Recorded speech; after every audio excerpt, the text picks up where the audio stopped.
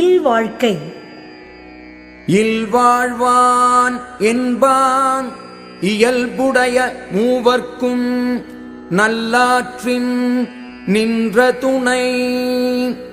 இல்லறத்தில் வாழ்பவனாகச் சொல்லப்படுகின்றவன் அறத்தின் இயல்பை உடைய மூவர்க்கும் நல்வழியில் நிலை பெற்ற துணையாவான். துறந்தார்க்கும் துவ்வாதவர்க்கும் இறந்தார்க்கும் இல்வாழ்வான் என்பான் துணை. துறந்தவர்க்கும் வறியவர்க்கும் தன்னிடத்தே இறந்தவர்க்கும் இல்லறம் மேற்கொண்டு வாழ்கின்றவன் துணையாவான். தென்புலத்தார் தெய்வம் விருந்து ஒக்கல் தான் என்றாங்கு ஐம்புலத்து ஆறு ஓம்பல் தலை. தென்புலத்தார் தெய்வம், விருந்தினர், சுற்றத்தார், தான் என்ற ஐவகை இடத்தும் அறநெறி தவறாமல் போற்றுதல் சிறந்த கடமையாகும்.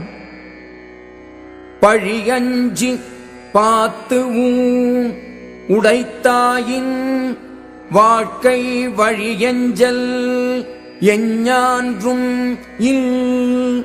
பொருள் சேர்க்கும்போது பழிக்கு அஞ்சி சேர்த்து செலவு செய்யும் போது பகுத்து உண்பதை மேற்கொண்டால் அவ்வாழ்க்கையின் ஒழுங்கு எப்போதும் குறைவதில்லை.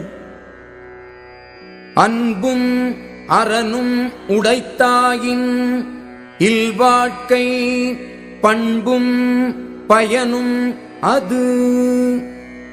இல்வாழ்க்கை அன்பும் அறமும் உடையதாக விளங்குமானால் அந்த வாழ்க்கையின் பண்பும் பயனும் அதுவே ஆகும். அறத்து ஆற்றின் இல்வாழ்க்கை ஆற்றின் புறத்து ஆற்றின் போய் பெறுவது எவன். ஒருவன் அறநெறியில் இல்வாழ்க்கையை செலுத்தி வாழ்வானானால் அத்தகையவன் வேறு நெறியில் சென்று பெறத்தக்கது என்ன? இயல்பினான் இல்வாழ்க்கை வாழ்பவன் என்பான் முயல்வாருள் எல்லாம் தலை. அறத்தின் இயல்போடு இல்வாழ்க்கை வாழ்கின்றவன், வாழ முயல்கின்றவன் பல திறத்தாரிலும் மேம்பட்டு விளங்குகின்றவன் ஆவான். ஆற்றின் ஒழுக்கி அரண் இழுக்கா இல்வாழ்க்கை நோற்பாரின் நோன்மை உடைத்து.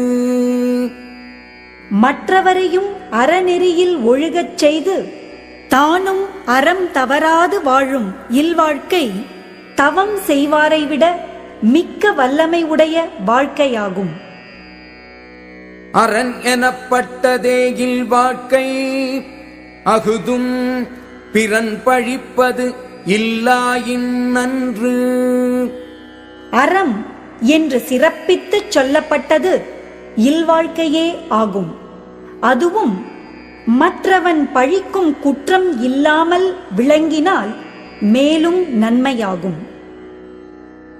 வையத்துள் வாழ்வாங்கு வாழ்பவன் வான் உறையும் தெய்வத்துள் வைக்கப்படும்.